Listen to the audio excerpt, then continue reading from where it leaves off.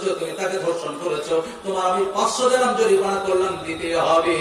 ছেলেটা উপায় নেই, বাড়াবাড়ি করলে হয়তো আমার উপর আরো কোনো শাস্তি চলে আসতে পারে, এই জন্য নিজের মেহনত পরিশ্রমের 500 দিরহাম বাচ্চার টেবিলে পেশ করে দিলেন। মেয়েটাকে ডেকে বললেন, বাড়াবাড়ি করো না, গ্রামে যেন গ্যাঞ্জাম না হয়, আর যেন কোন রকম বদনাম না হয়, গ্রামের 500 দিরহাম নিয়ে চলে যাও, আর যেন তুমি কোন জায়গায় প্রকাশ না করো।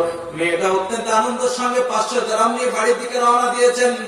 সবে চোখের আড়ালো হয়েছে, বাচ্চা ছেলেটাকে ডেকে বললেন, বাবু তুমি কি এই কাজ করো না? বলে না হুজুর, আল্লাহর কসম বলছি না, আমার উপর মেয়েটা মিথ্যা অপবাদ দিয়েছে, কিয়ামতের দিন আল্লাহর কাছে বিষয়ে আমি প্রথম মোকদ্দমা দায়ের করব। বাচ্চা বলছে, বাবু সত্যি যদি তুমি সত্য কথা বলো, ব্যভিচার যদি না করো, তোমাকে আমি পারমিশন দিলাম, অনুমতি দিলাম, যাও মেয়েটার কাছ থেকে সম্পদগুলো কেড়ে নিয়ে তুমি বাড়ি চলে যাও। সঙ্গে সঙ্গে যেহেতু বাচ্চার পাওয়ার পেয়েছে, অনুমতি পেয়েছে, অত্যন্ত দ্রুত গতিতে ছুটে যাও, মেয়েটার সামনে দাঁড়িয়ে যায়, বলে সম্পদগুলো আমার 500 দিরহাম আমার মেহনতে দিতে হবে। মেয়ে বলছে, না বাচ্চা আমাকে পাওনা করে দিয়েছেন, এই সম্পদ বর্তমান আমার, আমি তোমাকে দেব না। বাচ্চা যেহেতু পাওয়ার দিয়েছে, জোর করে থাবা মেরে কাটতে গিয়েছে, মেয়েটা অত্যন্ত সক্রিয় ভাবে ধরেছে, কোন রকমের অনেক ধস্তাধস্তি কাটতে পারলো না। মেয়েটা দেখছে রাস্তা আমার বন্ধ হয়ে গিয়েছে, ব্যাপী আবার মেয়েটা বাচ্চার দরবারে ছুটে পালে আসে, বলে কি হয়েছে গো? বলে হুজুর, যে টাকাটা আমাকে দিয়েছিলেন ওই ছেলেটা কেড়ে নিচ্ছিল, কাটতে পেরেছে কি বলো? বলে না। সত্য বলছো? বলো না। বলে দেখো কোথায় রয়েছে? বলে হুজুর দেখেন আমার হাতে আছে। বাচ্চা বুঝে গিয়েছেন, আপনারা বুঝতে পেরেছেন, কিন্তু আমি বলতে পারবো না। বাচ্চা মেয়েটাকে বলছে, সামান্য 500 দিরহাম সকাল এবং সন্ধ্যা ইনকাম হয়ে যায়, নরমালি এই টাকাটা তোমার হাতে আছে, এই টাকাটা ছেলেটা তোমার কাছে কাটতে পারলো না, আর এর থেকে আরো দামি সম্পদ একবার হাতছাড়া হয়ে গেলে আর জীবনে ফিরে আসবে না। আরো গুপ্ত জায়গা রয়েছে, আরো অত্যন্ত সক্রিয় জায়গা রয়েছে, ওই সম্পদটা ছেলেটা তোমার কাছ থেকে কেড়েছে কি করে বলো? যদি কারে নিঃসন্দেহে তুমি মত দিয়েছো, আর না কারলে নিঃসন্দেহে তুমি তাকে মিথ্যা কথায় ফাঁসিয়েছো। বুঝতে পারছেন কি বললাম? আমার বাবা বলতে চাইলাম, আপনি নিজেও একটু বাড়িকে সেফটি রাখতে পারবেন যদি প্রকৃত আমার ইসলামের যদি দিকগুলো আপনি মেনে চলতেন। সব থেকে আজকের লজ্জা লাগে মা বোনদের জন্য। আজকের একটু সুযোগ পেলে বাই চান্স যদি কাউর একটা রং চলে আসে, সাথে সাথে ওই ফোনে কথা বলার চেষ্টা না। আমার আল্লাহ কোরআনে বলেছেন, ওয়ালা তাকরাবুস জিনা, তুমি ব্যভিচারের নিকটবর্তী হয় না। ব্যভিচার করো না এই কথা বললেন না, বরং তার আগে আল্লাহ হামিদ নিকটবর্তী হয় না, যাতে তোমাকে ব্যভিচার পর্যন্ত নিয়ে চলে যাবে, সেই জায়গা তোমার যাওয়া যাবে। আমি বলতে চাইছিলাম যে ভাই মা বোনদের সাথে আমি যেটা বলতে চাইছিলাম, আজকে আমাদের দেশে এই যে মেয়েদের বা ছেলেদের মধ্যে একটা অবৈধ সম্পর্ক, এটা ব্যাপক হারে চলেছে। মা বোনদেরকে বিশেষ করে অনুরোধ করছি, এটা আপনাদেরকে সেফটি হতে হবে। তো সেই ছেলেটা আল্লাহর কাছে আপিল করে, আল্লাহ সেই দিন যে আমি গোনা থেকে বেঁচেছিলাম, একটু সুযোগ দাও না, হালকা একটু মানে কি পাথরের টুকরোটা হয়ে গেল, কিন্তু বের হওয়ার পরিস্থিতি এখনো হলো না। 2 নম্বর আল্লাহর বান্দা এবার দোয়া করছে, আল্লাহ আমার বাড়িতে একজন লেবার, একজন কর্মচারী কয়েকদিন কাজকর্ম করেছিলেন, কয়েকদিন কাজ করে চলে গিয়েছিলেন, তার পারিশ্রমিকটা নষ্ট করে না, খেয়ে নিয়ে নাই, বরং সেটাকে ইনকামের রাস্তায় লাগিয়ে দিয়েছিলাম। ইনকাম হতে হতে একটা মোটা অঙ্কের ব্যালেন্স তৈরি হয়েছিল, বেশ মোটা অঙ্কের কিছু সম্পদ তৈরি হয়েছিল। এক গাদা তার জন্য উট তৈরি হয়ে গেল, গরু তৈরি হয়ে গিয়েছে, ছাগল তৈরি হয়ে গিয়েছে। অনেকদিন পর ছেলেটা আমার বাড়িতে এসেছে, বলে হুজুর গো, আপনার বাড়িতে কয়েকদিন পরিশ্রম করেছিলাম, তার পারিশ্রমিকটা দেবেন কি? বলেন। বলে কেন দেবো না? সমস্ত গরু সমস্ত ছাগল গুলো সব তোমার। বলে হুজুর কেন ঠাট্টা করছেন? আমি তো এত মোটা অঙ্কের সম্পদ রেখে যাই নাই। বলে বাবু, তুমি যে সম্পদটা রেখে গিয়েছিলে, সে সম্পদটা আমি ইনকামের পথে লাগিয়ে দিয়েছিলাম, একটা করে বাড়তে বাড়তে এতটা মোটা অঙ্কের ব্যালেন্স তৈরি হয়ে গেছে, সব তোমারই। আল্লাহ সেই দিন সেই তোমার বান্দাকে বিনা লোভে বিনা লালচে সমস্ত সম্পদ গুলো তুলে দিয়েছিলাম, একটা সম্পদ আমি নিজে ভোগ করি নাই।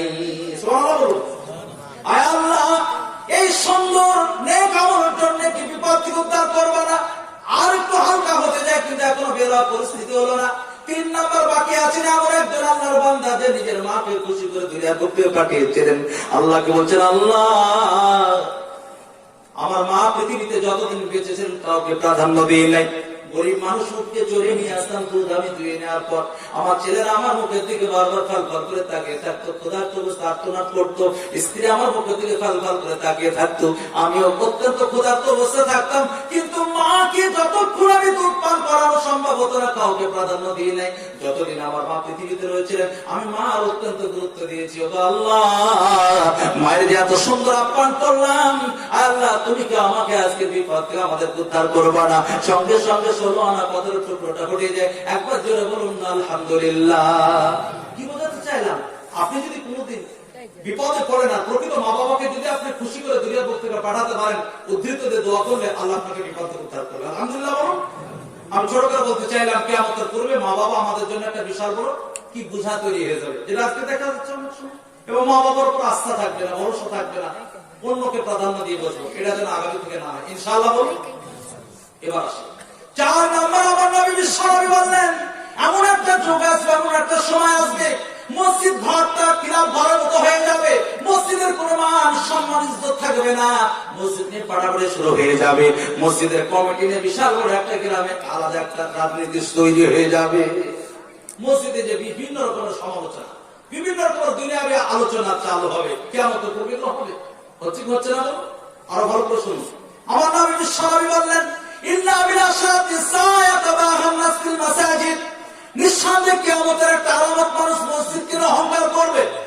শেষের মানুষ বলবে আমাদের মসজিদে অত্যন্ত দামি মার্বেল বসানো আছে, কালিয়াচকের মানুষ বলবে আমাদের মসজিদে মার্বেল তো আছে, টালিও আছে। ওইদিকে আবার সুজাপুরে একটা মানুষ এখানে বসে আছে, মালদার টান হচ্ছে, আমাদের মধ্যে মার্বেল আছে, টালি আছে, পুটি আছে, আর এমন ঝাড়বাতি টাঙানো আছে না, মালদার ডিস্ট্রিক্টই নেই করেছে। পাশে একটা বড় লোক বসেছিল, বাবা তোমরা নামাজ পড়ো, বলে হুজুর সময় পর টাকা চেয়েছিল, টাকা দিয়ে দিয়েছে, নামাজ পড়া টাইম নেই। মসজিদকে রহম করা, মসজিদের খোরাক দিতে হবে। আমার নবী বিশ্বনবী বললেন, মাসাজিদুহুম আমিরাতুন ওয়া হিয়া খারাবুন মিনাল হুদা, মসজিদ আলিশান হবে, মসজিদের বিল্ডিং বড় সুন্দর হবে, মসজিদের কোনো কাজের ঘাটতি থাকবে না, কিন্তু মসজিদের মুসল্লি পাওয়া যাবে না। সময় সুতরাং আছে। ও আমার আল্লাহ আল্লাহ ভাই, খুব সহজে একটা আপনাকে বক্তব্য বুঝিয়ে দিই।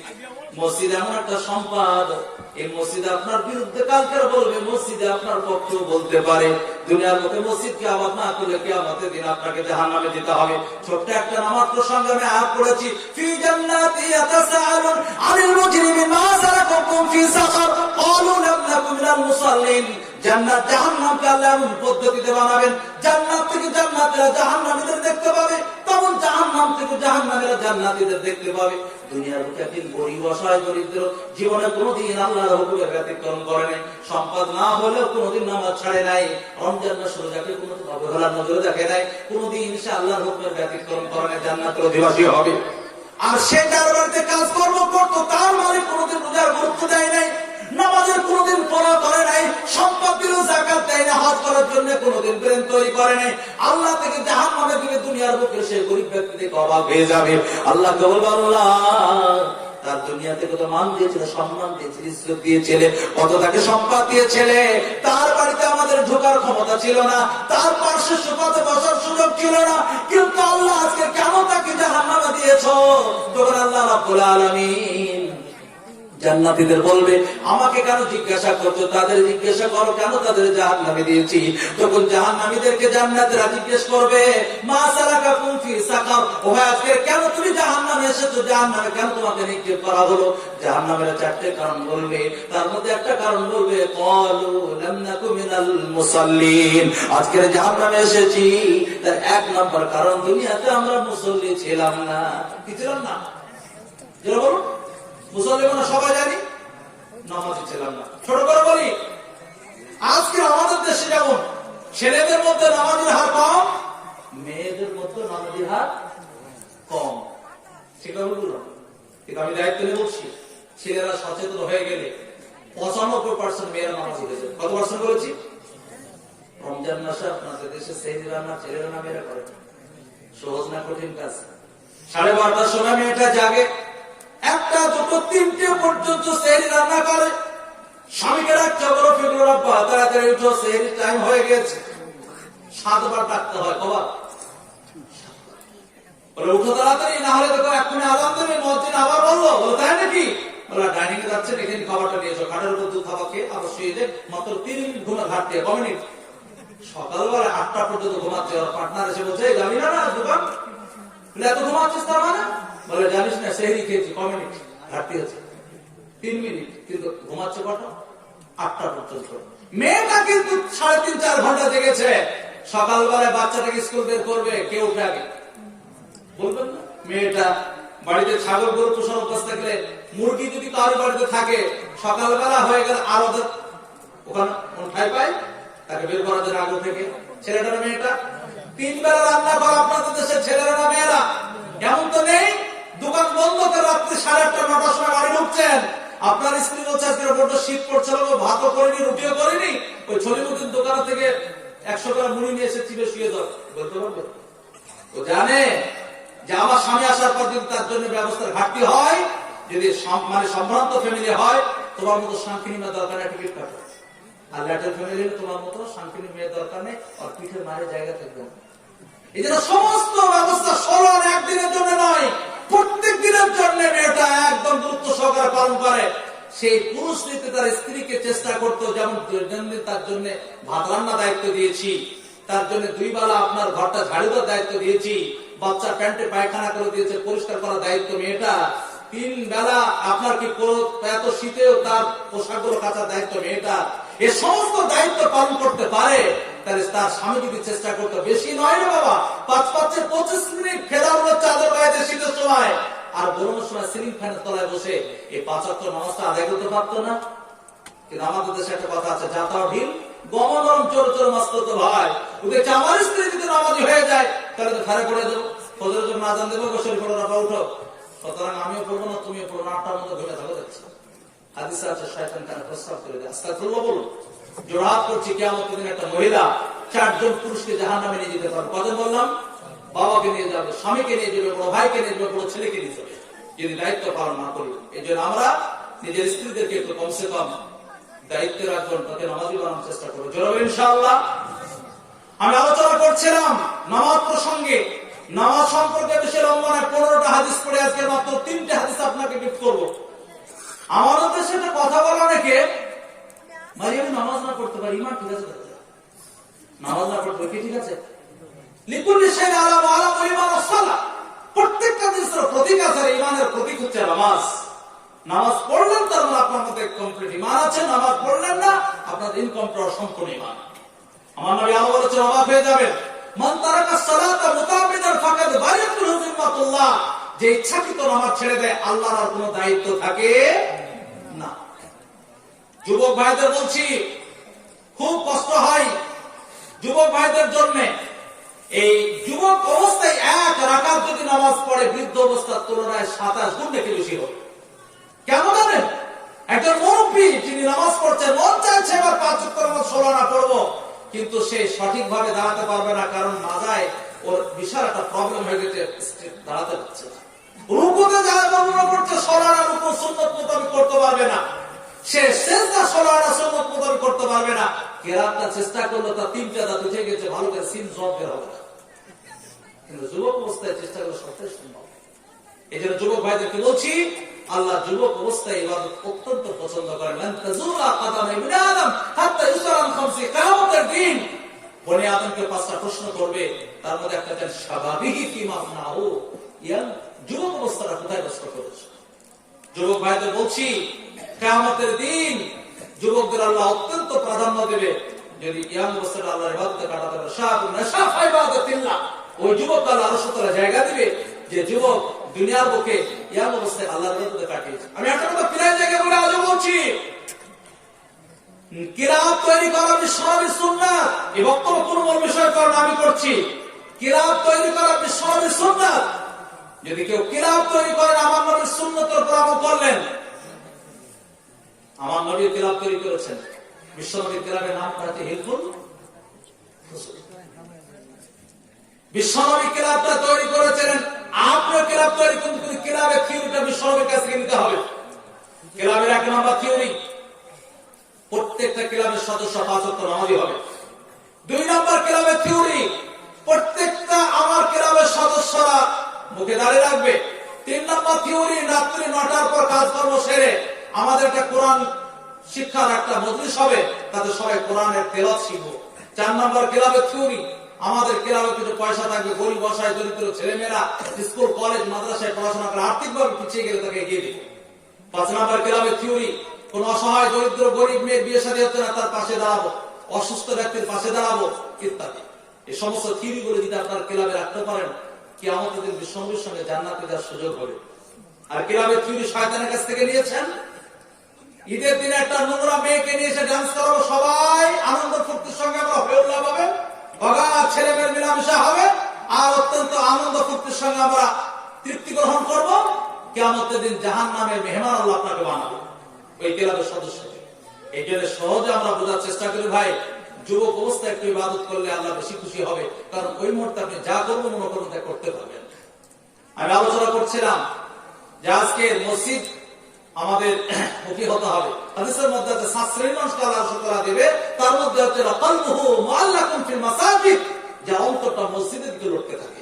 সুতরাং আমাদের সব সময় অন্তরটা যেন মসজিদের দিকে থাকে ইনশাআল্লাহ। বলুন, কিন্তু আমাদের উল্টো হয়ে গেছে ভাই, মসজিদে গেলেন তো একবার 1 মিনিট আগে, এবং কখন সালাম ফিরবে পুরো সাতটা খবরটা সে দেখবে না। দরকার ছিল আপনার অন্তরটা মসজিদের দিকে থাকা। একটা লম্বা যদি তারাবি হয়ে যায়, কোন ইমাম সাহেব যদি 45 মিনিট তারাবিতে লাগিয়ে দেয়, ওর চাকরি ঠেকানো মুশকিল হয়ে যায়। মানে এর আগে ইমাম ছিল 35 মিনিটে 16 আনা কমপ্লিট করে দিয়ে সার সুন্নাত হলো সব, এই 45 মিনিট লাগিয়ে দিল, এখন চলে নাকি? ক্যারাম খেলতে খেলতে কিন্তু মোটামুটি রাত্রি 11টা বেজে যায়।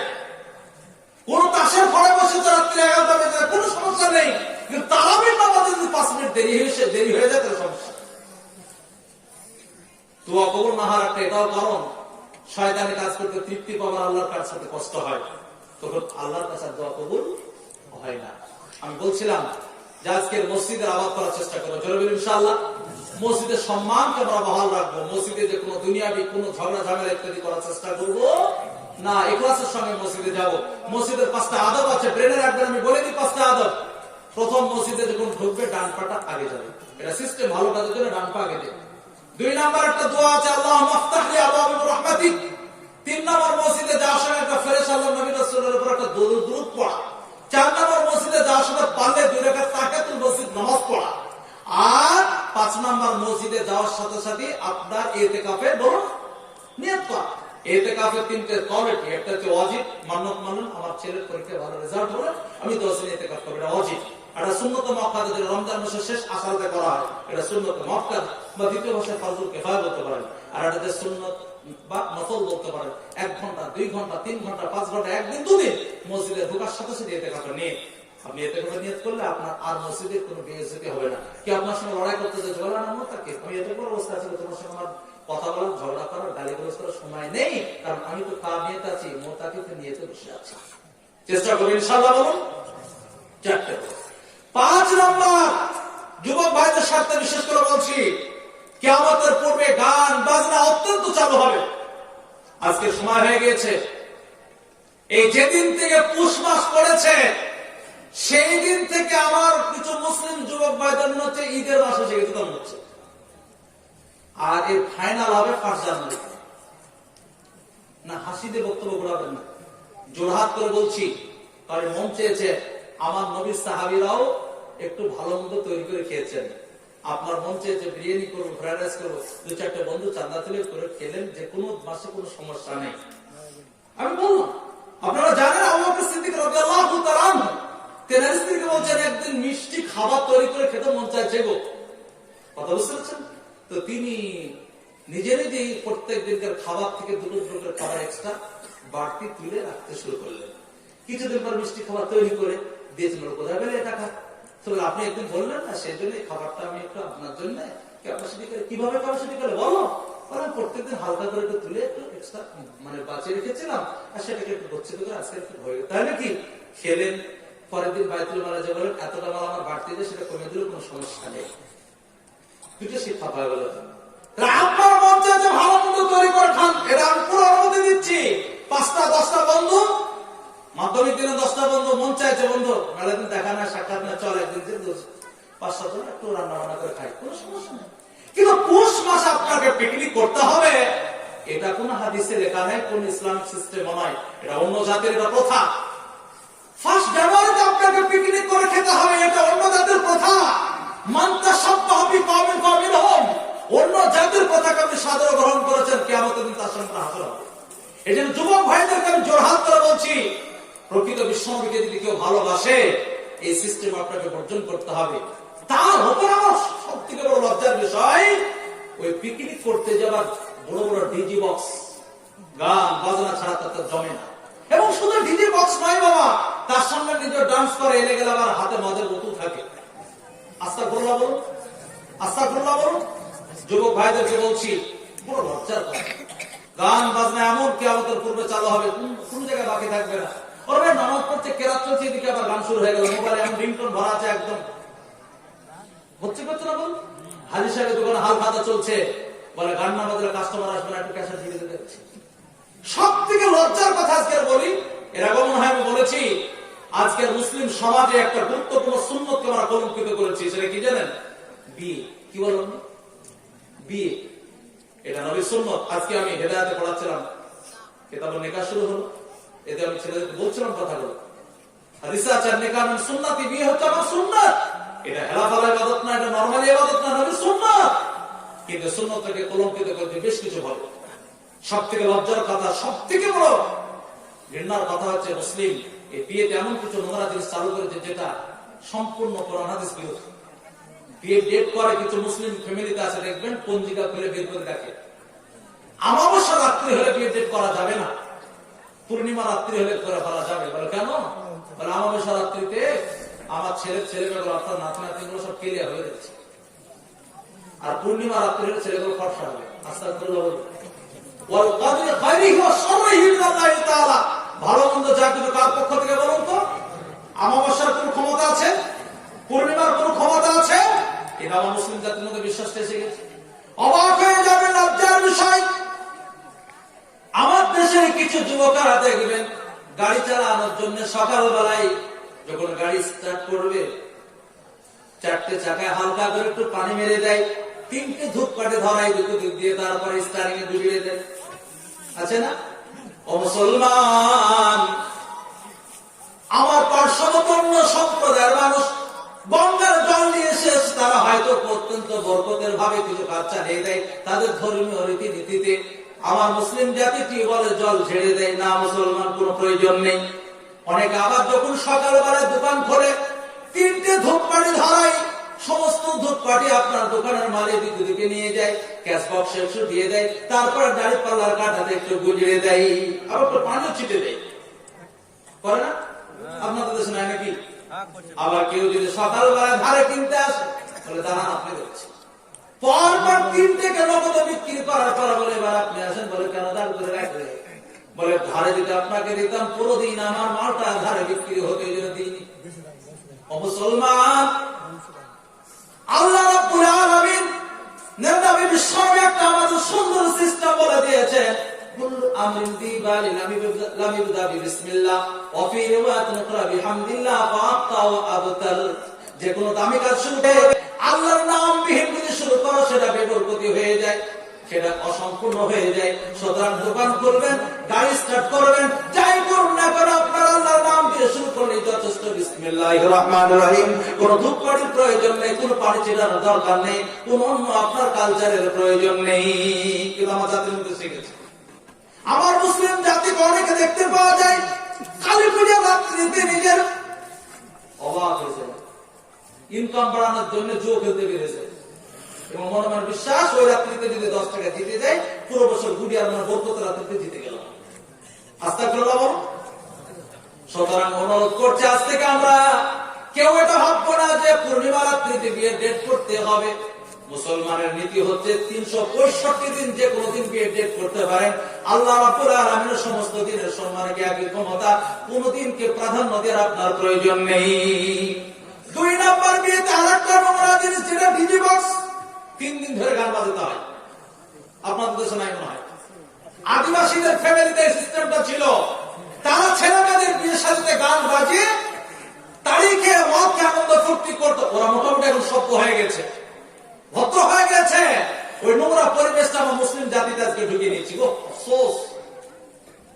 আজ হিসাবে ছেলের বড় ছেলের পুষ মাসে বিয়ে দিয়ে ঠিক গেছে, খুব চিন্তা বলে এত বড় লেখ কথা জোগাড় করবো কি করে, মেলা প্রথম সাক্ষাৎ আসবে তো শয়তানের চাচা তোমার যুক্তি দিচ্ছে, চাচা কিসের চিন্তা করছো, তোমাদের বাড়িতে সিডি আছে আমি দেখেছি, কালিয়াচকের বাজার থেকে ভালো বাংলা 3খানা সিডির কাজটা ক্লিপাতে হচ্ছে, বাংলা মানে হিন্দি হলে মেয়েরা বুঝতে পারবো না যাচ্ছে, এশার নামাজ পড়ে চালিয়ে দেবো, ফজর পর্যন্ত চলবে, কেউ ল্যাপটপে কিছু চাইবে না, মারি কি সত্যি গো, ভালো পরামর্শ দিতে হবে গো। হাক্কুল মুসলিম আলা মুসলিম খামস, এক মুসলিম অপর মুসলিমের উপর 5টা অধিকার রয়েছে, তার মধ্যে হচ্ছে নাসিহাতুল মুসলিমিন, কোন মুসলমান যদি পরামর্শ চায় তাকে 7 পরামর্শ দেব। কি পরামর্শ? ব্যবসার জন্য পরামর্শ চাইলে কি ব্যবসা করলে ভালো হবে, বলছে মারি গাঁজার ব্যবসা খুবই লাভ যাচ্ছে, জাহান্নামের রাস্তা খুলে দিলেন, ওকে তো ভালো ব্যবসার পরামর্শ দেওয়া দরকার ছিল, যেন জান্নাতে যায়। আত-তাজিরুল আমিনুস সাদুক মান নাবিয়্যুনা সিদ্দিকুনা শুহাদা, একবার আমানতের সত্যবাদী ব্যবসায়ী যদি হতে পারেন কিয়ামতের দিন নবীদের সঙ্গে সত্যবাদী শুহাদা ব্যক্তিদের সঙ্গে জান্নাতে যেতে পারবেন। একবার জোরে বলুন আলহামদুলিল্লাহ। ভালো পরামর্শ দিব, কে পরামর্শ চাইলে আলহামদুলিল্লাহ ইনশাআল্লাহ বলুন ইনশাআল্লাহ। দিয়ে তার একটা মোরাদ ইনশাআল্লাহ বলি দিন বিষয়টা ঠিক আছে, বলবো বিপদে পড়ে যাবেন তো এবার ইনকাম কমে যাবে। এবার আমার দেশে মানুষ আবার কিছু বিয়ের নাম করে ইনকাম শুরু করে দেয়, ছেলের বিয়ে, ছেলে পরিবার অনুষ্ঠান করবে, শেরশাহ গ্রামের বড় বড় মাথাগুলো খুঁজে বেড়াচ্ছে, যারা বেশি টাকা দেয় তাদেরকে নিমন্ত্রণ করার গরুর দাম খেতে হবে, কিসের দাম, আর বিদেশি যারা আসবে মোটামুটি দই মিষ্টির দাম উঠে যাবে, বন্ধু বান্ধবদের টাকার মোটামুটি পেন্ডেল খরচ উঠে যাবে, আর বাকি যারা তো উদ্রি লাভ দিকে চলেছে। আস্তাগফিরুল্লাহ। যেদিন থেকে আজকের আমার দেশে পরিবার নাম করে থুবড়ে বসে টাকা ইনকাম করা শুরু হলো, বিশ্বনবীর একটা গুরুত্বপূর্ণ সুন্নাত বন্ধ হয়ে গেছে। একটা সুন্নাত হচ্ছে ইজাবাতুদ দাওয়া, কেউ নিমন্ত্রণ করলে সে দাওয়াতকে কবুল করতে হয়। বড় লোকের বাড়িতে বিশাল বড় অনুষ্ঠান, 3 কোয়ালিটির বাবুর্চি ভাড়া করা হয়েছে, চাইনিজ খাবারের একটা বাবুর্চি হয়েছে, বিরিয়ানির একটা বাবুর্চি, আর একটা বাঙালির সাদা ভাতের একটা বাবুর্চি হয়েছে। গরিব বড় সমস্ত শ্রেণীর মানুষকে নিমন্ত্রণ করা হয়েছে। গরিব ব্যক্তি মনে মনে ভাবছে আজকে নবীর সুন্নাত পালন করব, ওলিমারা দাওয়াতকে কবুল করব, তৃপ্তি সহকারে বড় লোকের বাড়িতে আজকে তৃপ্তি সহকারে একটু খাবো। 11:30টার দিকে চলে গিয়েছে, যাওয়ার পর বড় সমস্যা, কালিয়াচকের কোন হোটেলে ভাত খেলে, মালদা টাউনের কোন হোটেলে ভাত খেলে, খাওয়া দাওয়া হয়ে যাওয়ার পর তারপরে হয়তো বাকি কাজগুলো করে নেওয়া হয়, হাত দিয়ে নেয়, কিছু মুখে সোপ দেয়, তারপরে বাকি কাজটা পেমেন্ট করতে হয়। ঠিক বললাম, সব শেষে পেমেন্ট। কিন্তু এখানে আবার সিস্টেম উল্টো, এখনো খাওয়ার সুযোগ হয়নি, প্যান্ডেলে যাওয়ার সুযোগ হয়নি, বলে আগে কাউন্টারে যে টিকিট কেটে, বুঝতে পারছেন? কেউ 500 টাকার নোট, কেউ 200 টাকার নোট, কেউ বদনা, কেউ থালা, কেউ বালতি, কেউ লুঙ্গি, কেউ আবার শাড়ি। বড় লোকরা আপন নিজ ইচ্ছায় হয়তো অনেকে দিয়ে দেয়, গরিব মানুষ তার 9 মাস কাজ হয় নাই, নিমন্ত্রণ করেছে, গিয়েছে খেতে, সবাই বেতন দিচ্ছে, কে ক টাকা দেয় সেটা আবার লিখে রাখছে। গরিব ব্যক্তি যাওয়ার পর লজ্জায় পড়ে যায়, যেতে পারে না, সবাই দিচ্ছে তিনি দিতে পারছেন না, লজ্জায় ঢুকতে পারলো না, বাড়ি চলে এলো, স্ত্রীকে বলছে কিছু খাবার আছে গো, বলে কেন, খাবার কি এখনো তৈরি হয়নি, হয়েছে কিন্তু এখনো আমার যাওয়ার সুযোগ হয়নি, বলে কেন যাওয়ার সুযোগ হলো না, লজ্জায় চোখে পানি চলে এসেছে। গরিব মানুষ চোখে পানি টলমল করে, ঘরে মন তো চাই চলে যেতে, বিপদের মতো থাকবে, যদি কাউরে হয় যার হবে তিনি নিবেন, নাহলে আরো আবার বিপদের মধ্যে পড়ে যাবে। হ্যাঁ, একটা বাইকের চাবি আছে, তাতে দুটো আপনার টুল বক্সের চাবি আছে, গাড়ির চাবি আছে। তো আমি বলছিলাম যে আপনার মধ্যে যদি সম্পূর্ণ ঈমান থাকে, এই আমানতের থেকে তার মানে সম্পূর্ণ ঈমান আছে, আমানতের নেই, সম্পূর্ণ ঈমান নেই। আমার নবী বিশ্বনবী বলেছেন আলামাতুল মুনাফিক আরবা, মুনাফিকের আলামত হচ্ছে 4টে, তার মধ্যে একটা যে ইজা উতিমিনা খানা, যখনই কোন আমানতের মাল রাখতে দেওয়া হয় বেটা সেই মালটা নষ্ট করে খেয়ে ফেলে। সুতরাং কিয়ামতের পূর্বে এই আমানতের কোন গুরুত্ব থাকবে না, যার কাছে মাল আসবে কার মাল সেটা দেখবে না, খরচ করে ফেলবে। আজকে আপনি ভাবতে পারেন গরিব মানুষ যাতে বেকার ভাতার টাকা আসে, সুযোগ করে ওদের কমিশন কেটে দিয়ে আমরা। বন্যার সময় তিরপল এসেছে, 2-5 খান এসে গেছে তিরপল, 2-1টা দিল আর বাকি শ্বশুর বাড়ি পাঠিয়ে দিয়েছে, বলে লিয়া জামায়াতের নাম হবে তাদের। আল্লাহর কসম বলছি, আপনি নামাজ পড়ে কপালটা কালো করে ফেলেছেন, রোজা রেখে আপনি শরীরটা শুকিয়ে দিয়েছেন, হজ করে মক্কার অলিগলি সব চিনে গেছেন, কিন্তু আপনি একটা গরিবের তিরপল মেরেছেন। আল্লাহর কসম বলছি, ওই তিরপল পাঠি যতক্ষণ ক্ষমা না করবে আপনার কেসটা পেন্ডিং হয়ে থাকবে, কাজে লাগবে। আপনি ভাবছেন শুধু নামাজ পড়লে আমি জান্নাত পেয়ে যাবো, অসম্ভব। এই জন্য ভাই অনুরোধ করছি, জোরহাত করছি, জনগণের মাল, সমাজের মাল, যে মাল একাধিক মানুষের অধিকার আছে সেই মাল ভোগ করার চেষ্টা করব। ভালো করে শুনুন, আমি মুফতি জাহিদ আপনার পার্সোনাল 500 টাকা মেরে খেলাম, কিয়ামতের দিন আপনি একাই কলা ধরবেন। আর যদি আমি মুফতি জাহিদ সমাজের 500 টাকা মাল খাই, ওই সমাজের যত বড় মানুষ আছে সবাই কিয়ামতের দিন আমার কলা ধরবে। এটা পার্সোনাল মাল খাওয়া আর জনগণের মাল খাওয়া আসমান জমিন তফাৎ।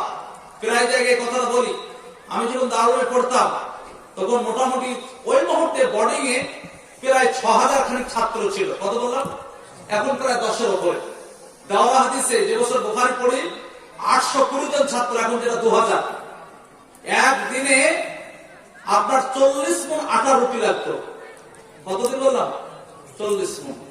তো সেই মাদ্রাসা যখন আমি পড়ি, আমার রুমে দারুমের সিস্টেম ছিল, খুব ভালো পড়াশোনা হলে একটা ছেলেকে একটা রুম দেয়, আর একটু কম হতো 2টো ছেলেকে 2টো, আর একটু নাম্বার কম হতো 3টে ছেলে, আর একটু নাম্বার কম হতো 4টে ছেলে, বাকি তারপর নরমাল 5টা 10টা 20টা 30টা 40টা প্রত্যেকটা ঘরে ছেলে থাকে।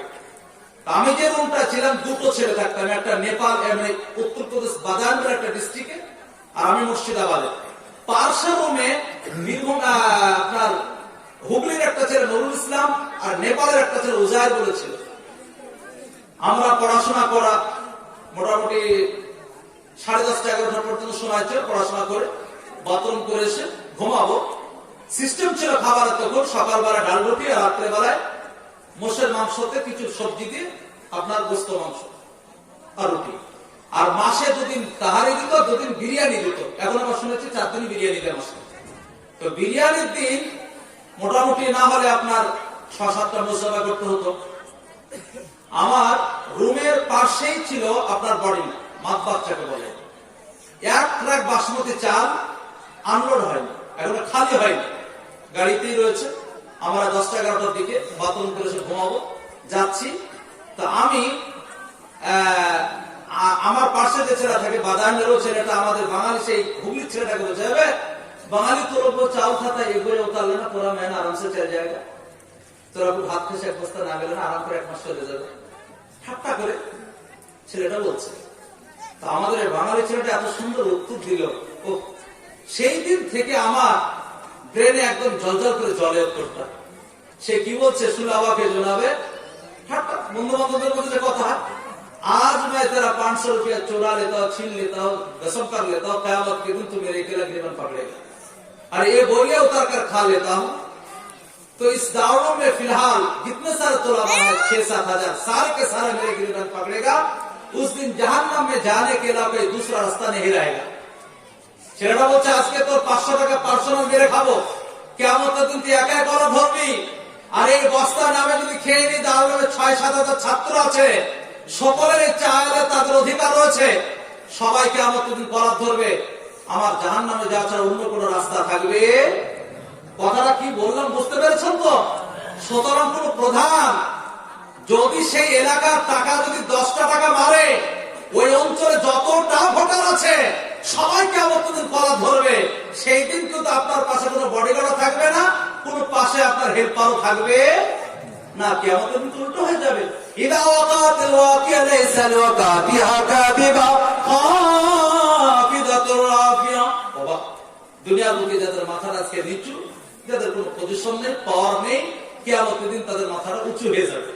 আর দুনিয়ার বুকে যারা আজকের বিশাল সম্মানীয় মাথাটা উঁচু, কিয়ামতের দিন বলুন নিচু হয়ে যাবে, তাদের পাশে কেউ থাকবে না। বাবা, এই জন্য জোরহাত করছি, আপনি 1 টাকা হালাল ইনকাম করুন, হালাল ভাবে সংসারটা চালান, তাতে আপনার বেশি তৃপ্তি শান্তি আছে তুলনায় 1 লক্ষ টাকা হারাম, তুলনায় 1 লক্ষ টাকা হারাম।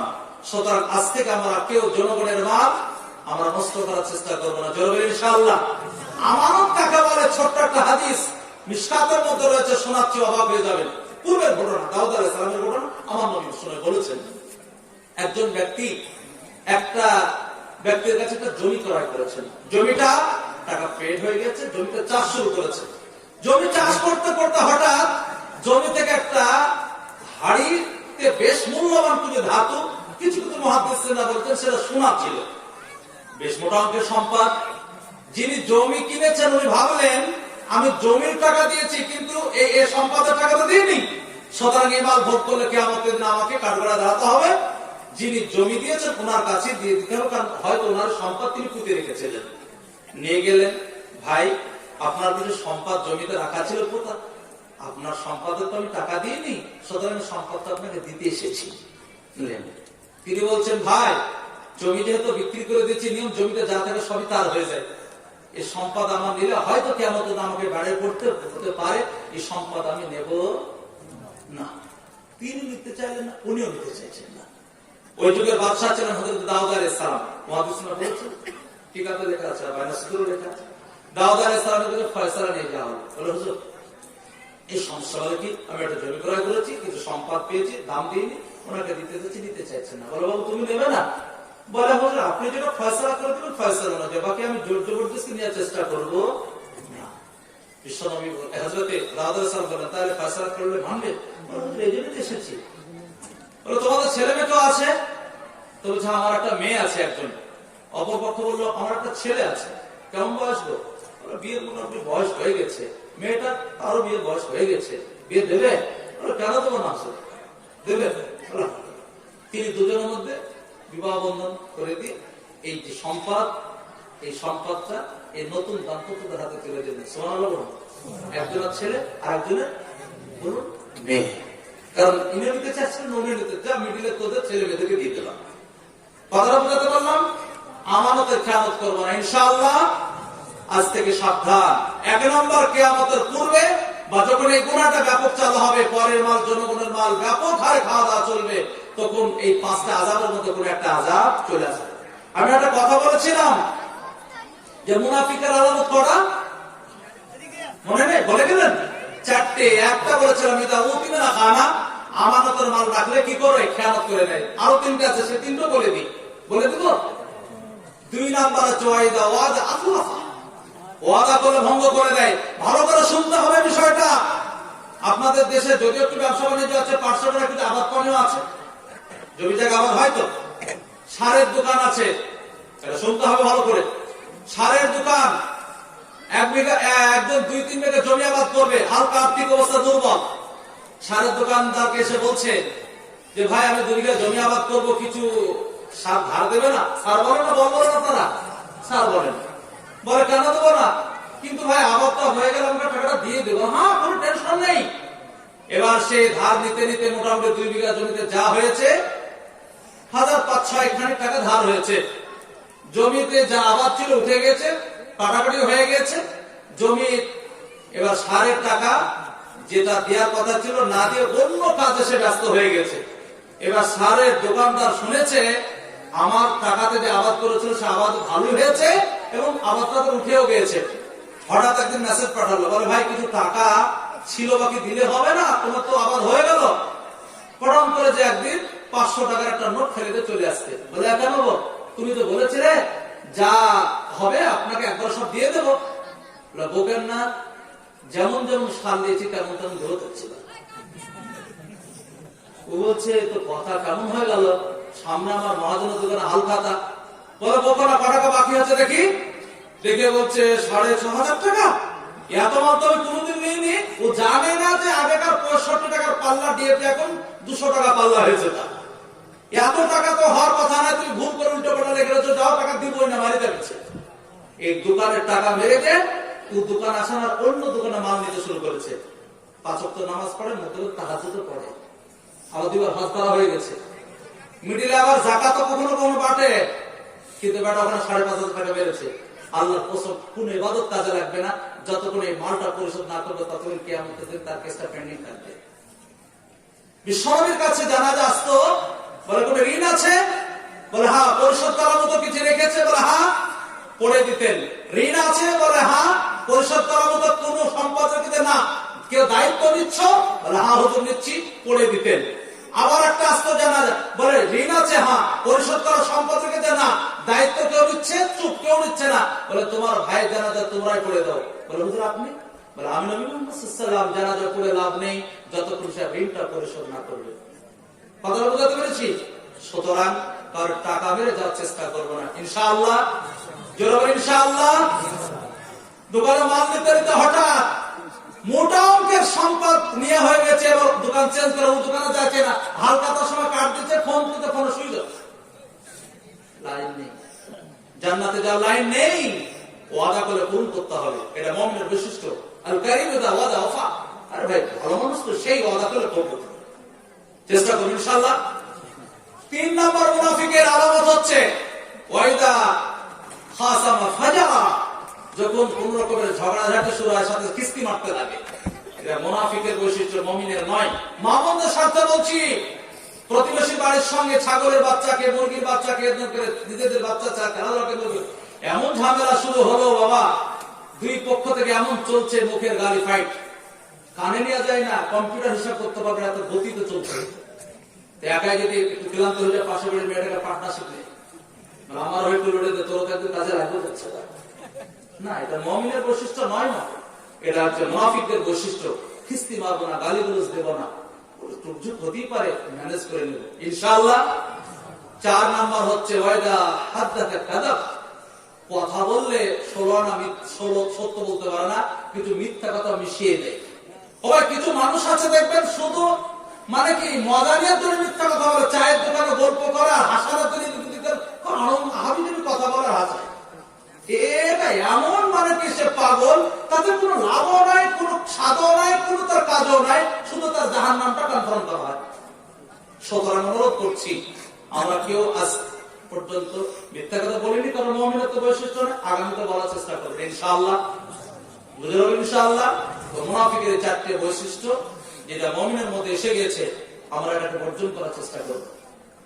ছোট্ট করে একটা বিষয় বললাম, যে কিয়ামতের পূর্বে একটা গুনাহ চালু হবে, যে সময় জনগণের মাল, সমাজের মাল নিজের মালের মতো খরচ করবে, ভয় পাবে। 2 নম্বর বিশ্বনবী বললেন, এমন একটা যুগ আসবে যে মুহূর্তে মায়ের থেকে স্ত্রীর প্রাধান্য বেড়ে যাবে, স্ত্রীর সম্মান, স্ত্রীর গুরুত্বটা স্বামীর কাছে বেড়ে যাবে, ছেলের কাছে বেড়ে যাবে। 3 নম্বর বাপের থেকে বন্ধু বান্ধব, শ্বশুর কুটুমের মানে কি সম্মান বেড়ে যাবে, গুরুত্বটা বেড়ে যাবে, শুনলে অবাক হয়ে যাবে।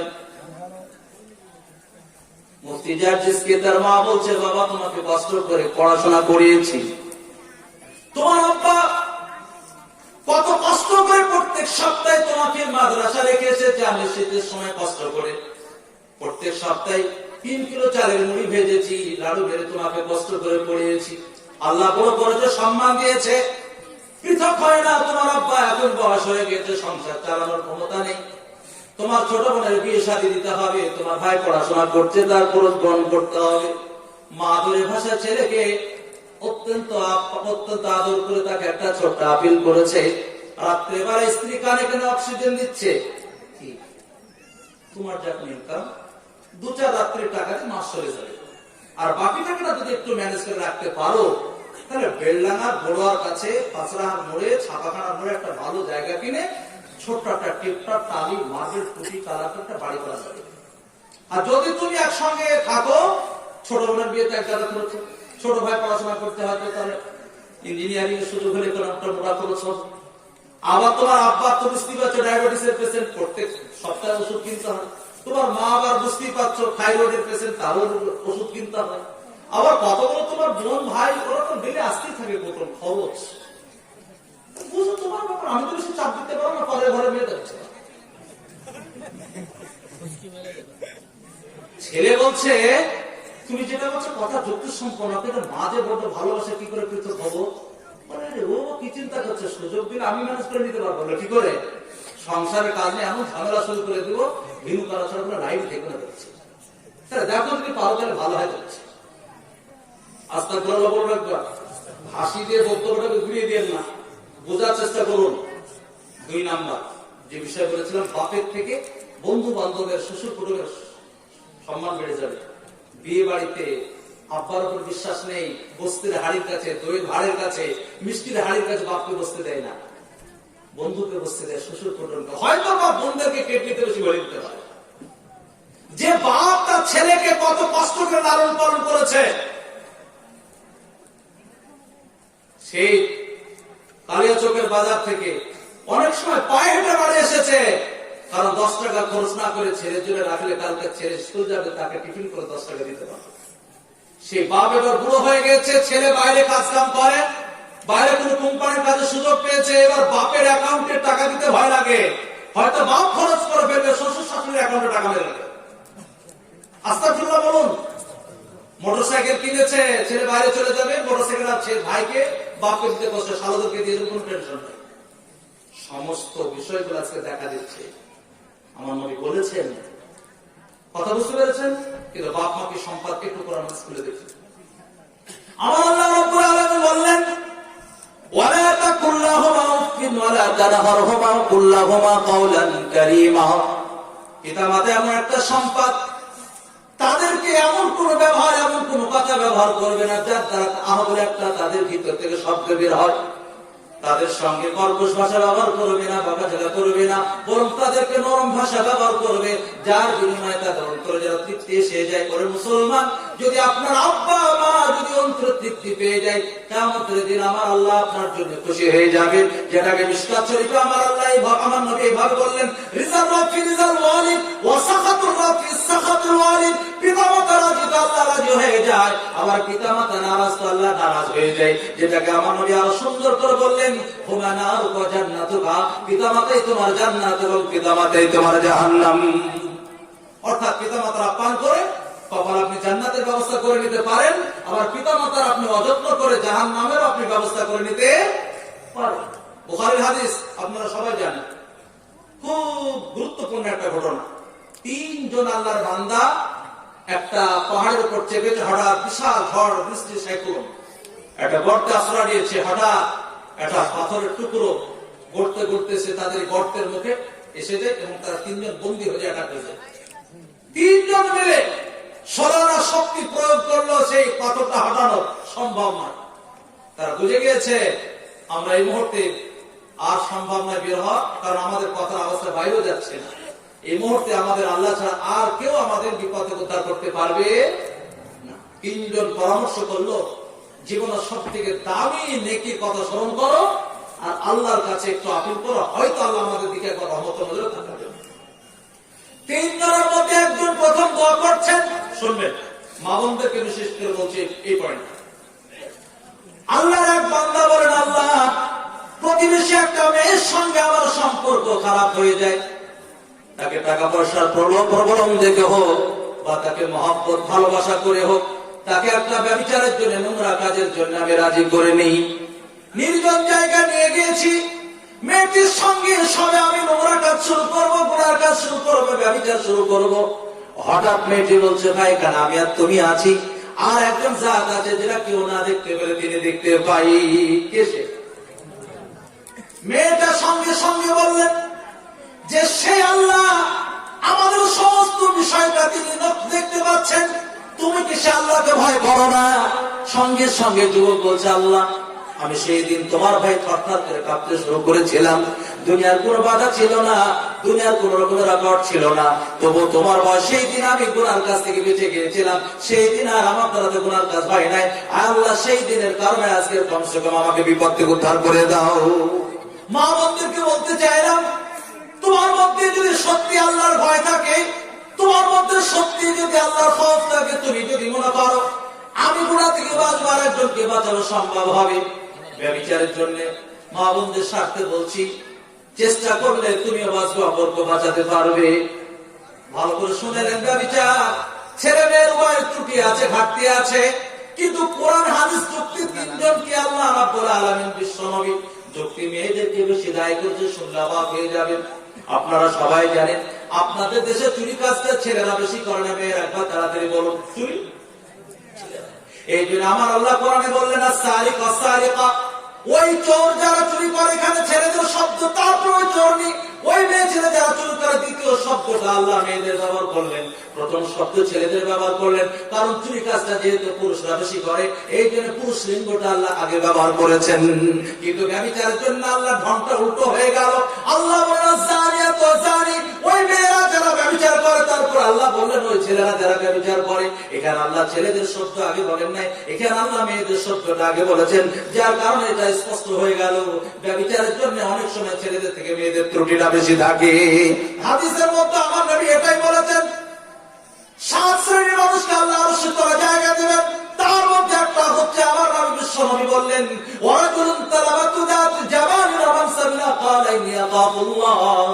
সম্ভ্রান্ত ফ্যামিলির একটি মেয়ে, বড় সুস্থির বড় সুন্দরী একটি মেয়ে, এক যুবক এক পুরুষকে বলছে ভাই তোমার সঙ্গে আমার মনের একবার বাসনা পূরণ করতে ইচ্ছা হয়, তোমার সঙ্গে একবার অবৈধভাবে দৈহিক সম্পর্ক করতে ইচ্ছা হয়। এখানে আমার আল্লাহ নবী বিশ্বনবী মেয়েদের কথাটা আগে বলেছেন, মেয়েদের দিকে সম্বোধন করলেন যে সম্ভ্রান্ত ফ্যামিলির একটি মেয়ে, সুস্থির বড় সুন্দরী একটি মেয়ে, ছেলেটাকে ব্যভিচারের জন্য আহ্বান করলো। এখানেও কিন্তু আমার নবী মেয়েদের কথাটাই বললেন। এবং যুক্তি আপনাকে সহজে বোঝাচ্ছি, আমি প্রতি অবস্থায় একটা ফার্সি বই পড়েছিলাম, বইটার নাম হচ্ছে গুলজারে গাবিস্তা। বাদশাহ দরবার একটা মেয়ে ছুটতে ছুটতে এসে বললেন হুজুর আমার সঙ্গে আমার ছেলেটা দুর্ব্যবহার করেছে, অর্থাৎ আমাকে ছেলেটা ধর্ষণ করেছে। সঙ্গে সঙ্গে পায়ে পড়ছে, বাদশাহ ছেলেটাকে তুলে নিয়ে এলেন। বাদশাহ জানতে চাইলেন তুমি কি করেছো বলো। বলে আমি কিচ্ছু করি নাই। বলে মেয়েটির সঙ্গে বলে তুমি নোংরা কাজ করেছো। বলে হুজুর মিথ্যা বলছে, তার সঙ্গে দেখা নেই সাক্ষাৎ নেই, আমার উপর নিঃসন্দেহ অপবাদ দিচ্ছে, আমার উপর একটা মিথ্যা বিষয়কে সে আপনার সামনে লাগিয়েছে। বাদশাহ মেয়েটাকে বলছে, বাদশাহ কাছে মেয়েটা বলছেন হুজুর না আপনার ভাই মিথ্যা কথা বলছেন, আমার সঙ্গে নোংরা কাজ করেছে। বাদশাহ বড় বিভ্রান্তের মধ্যে পড়ে গেলেন। বাদশাহ ভাবতে পারছে না ছেলে সত্য না মেয়ে সত্য। এখন তো অনেক পরীক্ষা নিরীক্ষার যুক্ত করতে সব কোনো পরিষেবা ছিল না। বাদশাহ কিন্তু বড় চালাক বড় চতুর ছিলেন। সঙ্গে সঙ্গে বাদশাহ একটা সিস্টেম করলেন, ছেলেটাকে দোষী সাব্যস্ত করে দিলেন এবং তার 500 দিরহাম জরিমানা করা হলো। বলে তুমি নোংরা কাজ করেছো, নবীর সুন্নাত দাওয়াত কবুল করতে পারে না। ও মুসলমান আপনাকে তো বোঝা যাবে দেয় নাই, গরিব মানুষ গরিবের মতো ওলিমা করবেন, বড় লোক মানুষ বড় লোকের মতো ওলিমা করবেন। আমার নবী বিশ্ব নবী থেকে বর্ণিত রয়েছে নবী শাতিন, আমার নবী ছাগলের মাংস দিয়ে ওলিমা করেছেন। আপনি বড় লোক মানুষ, অর্থশালী মানুষ, সম্পদশালী মানুষ, যত টাকা পয়সা খরচ করে ওলিমা করবেন কোনো বাধা নেই। গরিব মানুষ গরিবের মতো ওলিমা করবেন, পরের কাছে টাকা তোলার দরকার নেই। আমার নবী বলেন আউলিম ওয়ালা বিসাবিক, ওলিমা করো কিছু না থেকে ছাতু দিয়ে ওলিমা করতে পারেন। ও আমার আল্লাহ ভাই আপনি গরিব মানুষ কিচ্ছু নেই, আপনি শুধু সবজি ভাত ওলিমা করতে পারেন, তাও না থাকলেও খিচুড়ি দিয়ে করতে পারেন, তাও যদি টাকা না থাকে ঝালমুড়ি দিয়ে ওলিমা করতে পারেন। মুসলমান এটাও যদি সম্ভব না হয়, আপনি শুধুমাত্র 2টো ব্রিটানিয়া বিস্কুট আর 1 কাপ চা খাইয়ে দেন। 2-4টা গ্রামের সম্ভ্রান্ত ব্যক্তিকে ডাকলেন, বলে চাচা আমার দাম্পত্য জীবনের জন্য দোয়া করবেন, এটা আমার ওলিমা, এটাই আপনার ওলিমা হয়ে যাবে। জোরে বলুন আলহামদুলিল্লাহ। নবীজি ফুলের মাঝে আমায় করো পার, নইলে আমি ডুবে যাব সাগর মাঝার। নবীজি ফুলের মাঝে আমায় করো পার, নইলে আমি কেটে পড়বো দুজক মাঝার। পুলসিরাতের রাস্তা হবে 30,000, আর চুল হতে অধিক চিকন হীরা হতে ধার। নবীজি ফুলের মাঝে আমায় করো পার, নইলে আমি কেটে পড়বো দুজক মাঝার। নেককার বান্দা বান্দিরা সাপার হবে বিজলির আকার, আর গুনাহগার সব কেটে পড়বে, আর গুনাহগার সব কেটে পড়বে দুজক মাঝার। নবীজি ফুলের মাঝে আমায় করো পার, নইলে আমি ডুবে যাব সাগর মাঝার। নবীজি ফুলের মাঝে আমায় করো পার, নইলে আমি কেটে পড়বো দুজক মাঝার। বিয়েতে আরেকটা জিনিস আছে, এটা কিন্তু বলতে হবে, এটা তো লস হচ্ছে খোদার মানলে, তবে দুনিয়াতে লস করবে আমল করবেন সারা করুন। ইসলামে কোন থোবড়া থোবড়া কি বলা বলতে ইসলামে কোন থোবড়ো খাওয়ানোর সিস্টেম নেই, পুরুষের তো কোন সিস্টেম নেই। কিন্তু আজকে আর এক ধাপ বাড়ি আমরা মেয়েদেরকে নিয়ে শুরু করলাম, বিয়ে করে নিয়ে আসে, ওলিমার নাম দিয়েছি বৌভাত, কি বলে ও মুসলমান, মেয়েটিকে আপনি নিয়ে এলেন, পর্দায় রাখা দরকার ছিল, কিন্তু সুন্দর করে গোসল দিয়ে বানারসি পরে সুন্দর ভালো করে আসলে তোমাকে দেখবার টাকা দিবে। যারা নিজের স্ত্রীকে বেপরদা থুবড়ো খাইয়েছেন, কেমন পর্যন্ত সেই মেয়েটাকে বলছে কেউ রাগ করবে না, ঝাল করবেন না। যারা নিজে কিয়ামতের দিন জাহান্নামে যেতে হবে, সেই পুরুষটা দায়ী। দরকার ছিল তার স্ত্রীটাকে পর্দায় রাখার, কিন্তু তার স্ত্রীকে পর্দায় না রেখে সেই মেয়েটাকে আপনি বেপর্দায় রেখে তার দ্বারা ইনকাম করালেন, আপনি পয়সা কামানোর করালেন। ও মুসলমান, যারা নিজের স্ত্রীকে থুবড়ো খাইয়েছেন তাদের আল্লাহ যেন মাফ করে দেয়, সকল আল্লাহুম্মা আমিন। যাদের বাকি আছে বিয়ে শাদী, আগামী থেকে আমরা নিজের স্ত্রীকে বেপর্দায় এইভাবে যুবকদেরকে নিয়ে যে থুবড়ো খাবো না, গ্রামের মানুষের সঙ্গে এগুলো আমরা সাক্ষাৎ করাবো না, জোরে বলে ইনশাআল্লাহ। এটা অত্যন্ত ছাত্রাপন্ন কাজ, নোংরা কাজ। ছেলেদের তো নিয়ম নেই, তো মেয়েদের কিভাবে এটা সম্ভব? ভুল করবো না ইনশাআল্লাহ। আর একটা আছে, সেটা বলে দিই একটু কাজের জন্য। বিয়ের সমস্ত কথা ফাইনাল হয়ে গিয়েছে, ছেলের বাবা মেয়ের বাবা আলোচনা চালাচ্ছে, সমস্ত কথা প্রায় কমপ্লিট হয়ে গিয়েছে। শেষ মুহূর্তে ছেলের বাবা বলছে, ভাই ছোট্ট একটা কথা আছে, বলবো? বলে কেন বলবেন না? বলে দেন, সমস্যা হবে না? বলে না। বলে দেখুন, চিন্তা করে বলবার সমস্যা হবে না। ছেলের বাবা বলছে সবই আলোচনা হয়েছে, একটা ছোট্ট আলোচনা, বরযাত্রী সংখ্যা। কি যাত্রী? বরযাত্রী। ও মুসলমান, ছেলের মেয়ের বাবা বলছে, ভাই অনুষ্ঠান তো আপনার বাড়ি হবে, কারণ নেকার ওলিমা হয় ছেলের বাড়িতে, তবে আমার মেয়েটাকে আপনার ছেলে নিতে আসবে, আমার ভাই থাকবে, বোনরা থাকবে, দুলা ভাইরা থাকবে, 50 মানুষের ব্যবস্থা করবো। সুতরাং আপনার ছেলে তাকে আসতে পারবে না, আপনারা 2, 5 জন, 10 জন, 50 জন আসবেন। কত বলবেন? 50 জন। খুব খুশির সঙ্গে মেয়ের বাবা মন্ত্র, কিন্তু মেয়ে ছেলের বাবা বলছে, ভাই হবে না, অনেক জায়গায় আমার যাতায়াত হয়েছে, জালসায় পাশে উঠা বসা করে, অনেক বন্ধু বান্ধব রয়েছে। ছেলের আমার 3টে ব্যাচের বন্ধু রয়েছে, মাধ্যমিকের একটা ব্যাচ আছে, উচ্চ মাধ্যমিকের একটা ব্যাচ আছে, বিএ ফার্স্ট ইয়ারে কিছু বন্ধু আছে, সেকেন্ড ইয়ারে ফাইনালের আবার কিছু বন্ধু আছে। আবার কয়েকদিন আগে আমার ছেলে এসএসসি তে বসেছিল, তাদের 5টা ছেলে মিলে একসঙ্গে পরীক্ষা দিতে গিয়েছিল, সে কটা বন্ধু আছে। এবং আমার 3 কুড়ির গোষ্ঠীকে নিতে হবে, পরের তেলে মাছ ভাজতে চেয়েছিল। 300 বরযাত্রী নিলে হবে না, তো হবে না। কত? 300। মেয়ের বাবা চেয়েছিলেন কত? জোর করে চাপিয়ে দিলেন কত? আমার নবীর মূল্যবান একটা হাদিস শুনিয়ে দিন, লা ইয়াহিল্লু লিমরিদিল্লাহ বিনফসিহি। মানুষ যতক্ষণ আনন্দের সঙ্গে, তৃপ্তির সঙ্গে, অত্যন্ত খুশির সঙ্গে অনুমতি না দেবে, ততক্ষণ মানুষের খাবার হালাল হবে না। আনন্দের সঙ্গে দিয়েছে কত? জোর করে চাপিয়ে দিলেন আপনি 250। বলে মুসলমান, এই খাবারটা আপনার জন্য বৈধ হবে না। হাদিসের মধ্যে আছে, বিনা দাওয়াতে যদি কেউ খেতে যায়, চোর হয়ে ঢুকলো, ডাকাত হয়ে বের হলো। যারা জোর করে আপনি 250 বরযাত্রী চাপিয়ে দিয়েছেন, ওই 250 ব্যক্তির খাবারটা শরীয়তের নজরে বৈধ হবে না। তবে মেয়ের বাবা যদি বলে, ভাই চিন্তা করবেন না, আমার শেষ মেয়ে, প্রথম মেয়ে, বা আমার এটা একমাত্র মেয়ে, আমার অনুষ্ঠানটা বড় করার ইচ্ছা আছে, আমার মোটামুটি 700-জন, 200-250 হবে, আপনার অনুমতি দিচ্ছি, 200-250-300 যতজন পারেন, একটু সংখ্যাটা বলে দিবেন, ম্যানেজমেন্টের ব্যাপার আছে। যদি আনন্দের সঙ্গে মেয়ের বাবা অনুমতি দেয়, কোনো সমস্যা হবে না, কোনো সমস্যা হবে না, জোর করে চাপানো যাবে না। আজ থেকে বেরেনে কথার জন্য খেয়াল রাখি, জোর বলে ইনশাআল্লাহ। আমার প্রাণের দয়ার নবী, দাও না কেন দেখা, তোমায় ছেড়ে আর কত কাল। আমার প্রাণের দয়ার নবী, দাও না কেন দেখা, তোমায় ছেড়ে আর কত কাল থাকবো আমি একা। দিবা নিশি কেঁদে কেঁদে হলাম পাগল পারা, কেউ জানে না কাঁদি কেন, আমি যে কি হারা।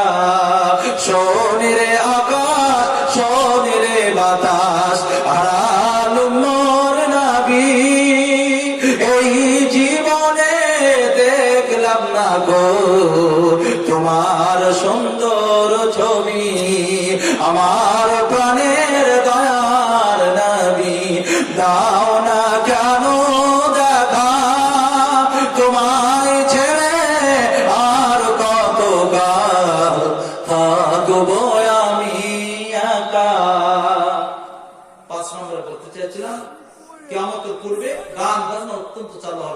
সময় আছে ঠিক আছে বলুন।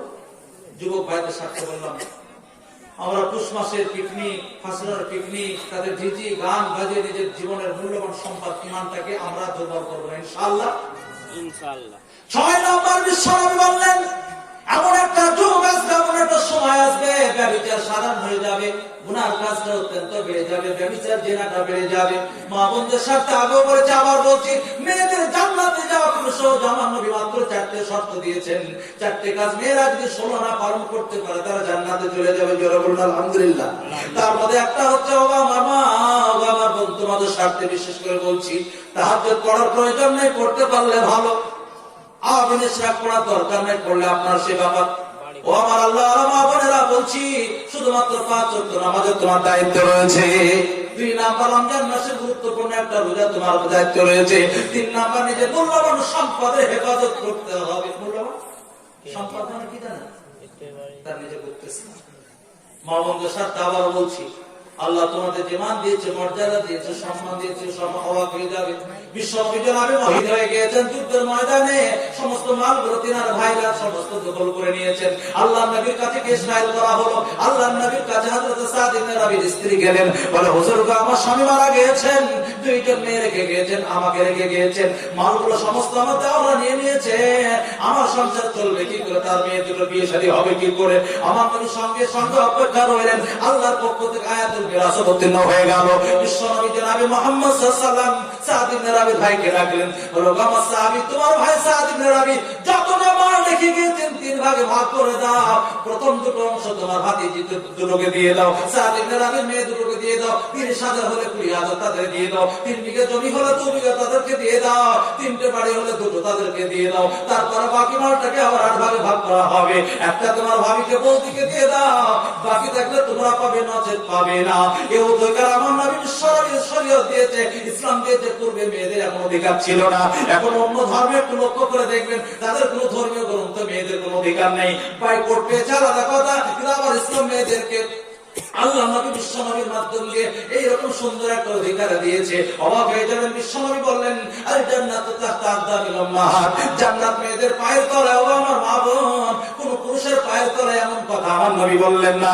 মেয়েদের পায়ের তলায় জান্নাত দেওয়া হয়েছে, অর্থাৎ মায়ের পায়ের তলায় জান্নাত। ওরে আমার মা বোন আরো শুনলেন, বিশ্বনবী দরবারে একজন সাহাবী এলেন, বলে হুজুর আমি কার আমি সেবা যত্ন নেব। আমার নবী বললেন তোমার মায়ের। বলে হুজুর মায়ের সেবা করার পর সময় বের করতে পারলে কার? দ্বিতীয়বার আবার বললেন তোমার মায়ের। তৃতীয়বার আবার সাহাবী বলেন হুজুর গো, তারপরে যদি সময় বের করতে পারে কার? বলে তোমার মায়ের। চতুর্থ বেলায় বলছেন হুজুর গো, তারপরে যদি সময় বের করতে পারি কার? বলে তোমার বাবার। বাবাকে দিয়ে ক্ষান্ত থাকতে বললেন, অর্থাৎ 100 মার্কের মধ্যে 75 মাকে দিলেন, মাত্র 25 বাবাকে দিয়েছেন। অভাবে করতে পারতেন না, যাকাত দিতে পারতেন না।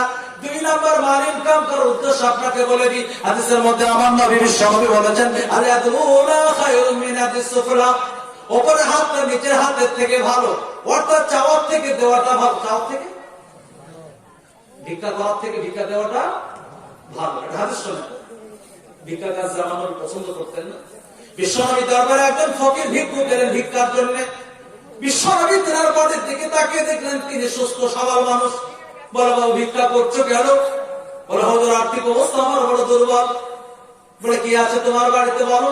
বলে ছোট্ট একটা বাটি আছে, আর একটা রেওয়াতে আছে ছোট্ট, আমার বাড়িতে একটা চাদর আছে। বিশ্বনবী দরবার নিয়ে এলেন, বাইয়ুমে আজিদ করলেন, নিলাম। অক্সিন বলে না বাংলা বলতেছে, ডাকাডাকি, একে আরবিতে বলে বাইয়ুমে আজিদ। আমার নবী বিশ্বনবী বলে মাইয়াশতারি হাদা শাই, এই জিনিসটা কে নেবে, কে কিনবে? একজন সাহাবী বলে না না, বলে আমি। কত মিন দিরহামিন? 1 দিরহাম। বিশ্বনবী বলে মাইয়াজিদ, এর থেকে কে বেশি দেবে? আর একজন সাহাবী বলে না না, মিন দিরহামাইন, আমি 2 দিরহামে নেব। সাহাবী তেনাকে আল্লাহর নবী তেনাকে দিয়ে দিলেন 2 দিরহাম নিয়ে। এবার ফকির সাহাবীটাকে ডেকে বলেন বাবু 1টা দিরহাম নাও, বাড়ির কারেন্ট খরচা বহন করো, বাড়ির রিসেন্ট যে তোমার খরচা সেটা বহন করো, আর 1টা দিরহাম নিয়ে একটা বাজার থেকে তুমি কুড়োল কিনে নিয়ে এসো। কি বল আপনাদের কাটা সামনে এলেন বিশ্বনবী তেনার পবিত্র হাত ধরে একটা বাট লাগিয়ে দিলেন জামা। আমার নবী পরামর্শ দিলেন বাবু জঙ্গলে যাবে, কাঠকুটারে জ্বালানি কাটবে, গ্রামগঞ্জে বাজারে বিক্রি করবে, আর আমার সঙ্গে বেশ কিছুদিন তুমি দেখা করবে না। এখানে একটা দামের শিক্ষা পাওয়া যাচ্ছে। আপনারা ব্যবসায়িক মানুষ, এটা জেনে নিয়ে ভালো। আমাদের মুসলিমদের মধ্যে একটু ব্যবসা অনেক সময় ধৈর্য কম হয়। কালিয়াচকের বাজার বকনা শেষ বলে একটা জায়গায় একটা দোকান নিয়েছে, কাপড় মানে দোকান দিয়েছে। 2-5 দিন বিক্রি কম হচ্ছে, মনে মনে ভাবছে এই ব্যবসা মনে হয় হবে না, জুতো দিলে ভালো হয়। পটাম করে কাপড় বদলে জুতো, কিছুদিন জুতো প্রচার হতে দেরি হবে কেন বল, বিক্রি হচ্ছে কম, সে ভাবছে আর চলবে, আবার পটাম করে ধৈর্য নেই, বদলে তো মিষ্টির দোকান দিয়ে ভালো বিক্রি হতো। কারণ ব্যবসা যত বদলাচ্ছে তত ক্যাশ একটু নষ্ট হচ্ছে। কিছুদিন পর মিষ্টিও ভালো বিক্রি হচ্ছে না, বিক্রি না হলেও আফসার নষ্ট হয়ে যাবে, ফেলে দিতে হবে। কিছুদিন পর বলতে হবে না, চায়ের দোকান দিলে ভালো হবে না, আরো কাজ কমে গেছে। এই কখনো চায়ের লিটার বাড়িয়ে দিচ্ছে, কখনো চিনি কম, কখনো চিনি বেড়ে যাচ্ছে, একটাও কাস্টমার নেই। কিছুদিন পর বলতে হবে না, কেরালা কাজ যাচ্ছে। আমার নবী সাহাবীকে বললেন, বাবু তোমার 2 দিন কষ্ট হতে পারে, কাল থেকে যে তুমি মোটামুটি লাভ পাবে এটা হয় না। 2-5 দিন সত্যি স্বামী বড্ড কষ্ট পেয়েছেন, বিক্রি হচ্ছে না, কারণ তার তো কাস্টমার নেই, প্রথম শুরু করেছে। কিন্তু কিছুদিন পর এমন জ্বালানি ক্রাইসিস হলো যে মাল যা দামে বিক্রি তার থেকে বেশি দামে, 15 দিন পর 10 দিরহাম তার লাভ হয়ে গেল। আলহামদুলিল্লাহ বলুন। যার টোটাল বাড়িতে ক্যাশ ছিল 2 দিরহাম, 15 দিনে কয় দিরহাম? 10 দিরহাম। ব্যবসা মানুষকে তাড়াতাড়ি এগিয়ে নিয়ে যেতে পারে, চাকরি বাকরি তো তাড়াতাড়ি পারে। আমার নবী বিশ্বনবী সাল্লাল্লাহু আলাইহি ওয়াসাল্লাম এর কাছে সাহাবীরা মুচকি মুচকি হাসছেন, বলে বাবু কেমন আছো? ভালো। আর্থিক অবস্থা? বলে চাঙ্গা। কত টাকা? 10 দিরহাম। বলে এটা ভালো লাগছে না আগে মানুষ দাঁড়াতে চেয়ে যাচ্ছে, কেউ দিচ্ছিল কেউ ফেরাচ্ছিল, সেটা ভালো লাগছিল? বলে হুজুর ভুল করেছে, আগামীতে আর ভুল করবো না, আর কোনোদিন ভিক্ষা কাজটা করবো না। সুতরাং এই জন্য আপনি মাল ইনকাম করছেন যে আমি আমার স্ত্রী আমার ছেলে মেয়ে বাড়ির কেউ যেন মানুষের কাছে হাত না পাততে, বরং আমি যেন দিতে। তবে একটা কথা বলে দিই, ভিক্ষা দিতে যে যেন নিজের মধ্যে কোন রকম অহংকার অহমিকা যেন না চলে আসে, আরো বিপদে পড়ে যাবেন। আমি হাদিস নামের একটা ঘটনা শোনাচ্ছি, আপনার কালো মিলা ডার্বি সাহিত্য বই, আমি কাফিয়া বস্ত্রের বইটা পড়েছিলাম, কিছু শিক্ষামূলক কিছু ঘটনা রয়েছে তাতে। এক ফকির এক বাড়িতে ভিক্ষা করতে এসেছে, সাথে সাথে দায়িত্ব ভেবে ওই বাড়ির মেয়েটা ওই ফকিরটাকে কিছু ভিক্ষা দিয়ে দিয়েছে। ভিক্ষা দিতে তাকে দেখার সাথে সাথেই মেয়েটা জ্ঞান হারিয়ে ফেলেছে, পড়ে গেছে। বাড়ির পুরুষটা তার স্বামীটা ছুটে যে ফকিরটাকে ধরে অ্যাটাক করে বলছে, কি করলে তুমি আমার স্ত্রীকে? আমার স্ত্রী সুস্থ মানুষ, কোনোদিন এখন সমস্যা নেই, আছে হঠাৎ অজ্ঞান। বলে আমি কিচ্ছু করিনি ভাই, কিছু বলিনি, তার দিকে তাকাইনি। বলে না, নিঃসন্দেহে তুমি কিছু কারাকৃতি করেছো, আমি তো কোনোদিন দেখিনি। সে তো কোন রকমের মানে কি ছাড়তে চায় না, বলছে একদম কাকুতি মিনতি করছে, আমি কিচ্ছু বলিনি, কিচ্ছু আমাদের হয়নি। কিছুক্ষণ পর মেয়েটা জ্ঞান ফিরে এসেছে, বলে স্বামী তাকে ছেড়ে দেন। বলে কেন, কি হয়েছে বলো, তোমার তো পূর্বে এরকম কোনোদিন সিস্টেম দেখি। বলে ছেড়ে দেন বলছি। বলে ছেড়ে দেবো? বলে হ্যাঁ ছেড়ে দিল। কি হচ্ছে বলো? বলে আমি আজকে আল্লাহর কুদরত, আল্লাহর ক্ষমতা, আল্লাহর কারিশমা দেখে নিজেকে আমি আর কন্ট্রোল করতে পারলাম না। বলে কি বলো না? বলে যে ব্যক্তি আজকে আমাদের বাড়িতে ভিক্ষা করতে এসেছিল কোনোদিন শোনায়, আজকে শোনাচ্ছে আপনাকে। আমার এক সময় একটি স্বামী ছিলেন, প্রচুর টাকা পয়সা ধন দৌলতের মালিক, কিন্তু অহংকার ছিল, অত্যন্ত মেজাজ তীক্ষ্ণ ছিল। আমি তার বিনা পরামর্শতে একটা ফকিরকে আমাদের বাড়িতে এসেছিল, এই বাড়িতে সমস্যা করছিলাম, কিছু ভিক্ষা দিয়েছিলাম। আমাকে শারীরিক নির্যাতন করতে করতে এত রাগান্বিত হলো, মোতাল্লাকা করে বাড়ি থেকে আমাকে বিতাড়িত করে ছেড়ে দিয়ে আমাকে তার সংসার থেকে তাড়িয়ে দিল। এত সম্পদের মালিক, সব আস্তে আস্তে বিলীন হয়ে গেছে, হাত ছাড়া হয়ে মানুষের দাঁড়াতে সে ভিক্ষা করে বেড়াচ্ছে। আমি অবাক হয়ে গেলাম, আল্লাহ কি না করতে পারে। এবার তার রানীর স্বামী বলছে, তুমি যখন তোমার জীবনের একটা গুপ্ত খবর আমাকে শুনিয়ে দিলে, আমি আমার একটা জীবনের ইতিহাস তোমাকে শুনিয়ে দিই। বলে যে ব্যক্তিটাকে তুমি ভিক্ষা দিতে যে ছাড় হয়েছিল, মোতাল্লাক হয়েছিল, বাড়ি থেকে বিতাড়িত হয়েছিল, সেই ব্যক্তি পৃথিবীর আমি ছাড়া অন্য কেউ ছিল না, আমি সেই দিনকার ফকির ছিলাম। কথা বুঝতে পারছেন আমার? এই জন্য অ্যাকচুয়ালি মালের মালিক কে বলুন? আল্লাহুল গানি ওয়া আনতুমুল ফুকারা। আল্লাহ হচ্ছেন অর্থশালী, সম্পদশালী, বাকি সব ফকির। আল্লাহ কখনো কাউকে দিয়ে পরীক্ষা করে, যদি কন্ট্রোল করতে পারে, যদি আপনার মানে একটু ম্যানেজ করে রাখতে পারে কিছুদিন টিকে, যদি কন্ট্রোল না করতে পারে হাত ছাড়া। মুফতি জাহিদের প্রচুর টাকা হয়েছে, খুব অহংকার, কথা বলছে তো হচ্ছে নাকের উপর মাছি বসে দাম হচ্ছে। আল্লাহ বলছে আমি একটু সাইজ করে দিই। হঠাৎ মুফতি জাহিদের পেটে যন্ত্রণা, মহব্বতের কিছু মানুষ ছিল, সাথে সাথে কিছু অ্যাসিড গ্রান্টটা খাবি, যেমন কিছু গ্যাসের ট্যাবলেট পাচ্ছে, কাজ নেই, আসলে তো হয়নি, আল্লাহ সাইজ করে। সাথে সাথে আপনার Kaliachak hospital, Kaliachak hospital doctor বলছে আমাদের রুগী দেখালে কিনা যত রুগী আসবে সব মালদা মেডিকেল পাঠাতে বলছে। মালদার মেডিকেল ডাক্তার বলছে সিরিয়াস রুগী আর ঝামেলা নিয়ে আপনার কলকাতা পাঠিয়ে সাথে পিজিতে পিজির ডাক্তার বলছে অসুখটা ইজি না, এবার সিরিয়াস।